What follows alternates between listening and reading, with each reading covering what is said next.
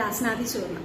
നമ്മൾ മലയാളികൾ സർവ്വസാധാരണമായിട്ട് ഉപയോഗിക്കുന്ന ഒരു ആയുർവേദ മരുന്ന് തന്നെയാണ് രാസ്നാദി ചൂർണം. കുളിച്ചതിന് ശേഷം ഉച്ചത്തലയിൽ ഒരു നുള്ള രാസ്നാദി പൊടി തേക്കുക എന്നുള്ളത് അമ്മമാര് തന്നെ നമുക്ക് പറഞ്ഞു തന്നിട്ടുള്ള ഒരു കാര്യം തന്നെയാണ്. ഇതിനപ്പുറം ഈ രാസ്നാദി ചൂർണത്തിനെ നിങ്ങളുടെ സൈനസ് അല്ലെങ്കിൽ മൈഗ്രെയിൻ, ഹെഡേക്ക് റിലേറ്റഡ് പെയിൻസിനെ കുറയ്ക്കുവാനും മ്യൂക്കസ് അക്യുമുലേഷനും ഒക്കെ തടയാൻ സാധിക്കുമെന്ന് ഞാൻ പറഞ്ഞാലോ.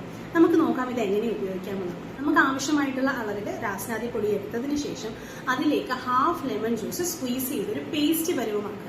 പേസ്റ്റ് പരുവമാക്കിയതിന് ശേഷം നിങ്ങളുടെ ഹെഡേക്ക് എവിടെയാണോ, ഏത് ഭാഗത്താണോ, ഫ്രോണ്ടൽ ഏരിയ അല്ലെങ്കിൽ നിങ്ങളുടെ ബാക്ക് ഏരിയസിലാണോ അവിടെ നന്നായിട്ട് തേച്ച് പിടിപ്പിക്കുക.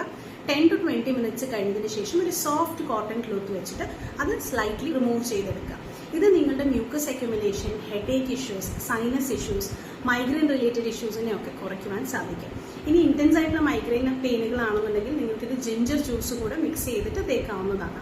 സോ ഇത് നിങ്ങൾക്കൊരു റെമഡി ആയിട്ട് യൂസ് ചെയ്യാം. ഈ റെമഡി യൂസ് ചെയ്തതിന് ശേഷവും നിങ്ങൾക്ക് ബുദ്ധിമുട്ട് മാറുന്നില്ല എന്നുണ്ടെങ്കിൽ ഡോക്ടറുടെ നിർദ്ദേശപ്രകാരം ആവശ്യമായിട്ടുള്ള മെഡിസിൻസ് എടുക്കേണ്ടതും അത്യാവശ്യമാണ്. Try this tip and let me no.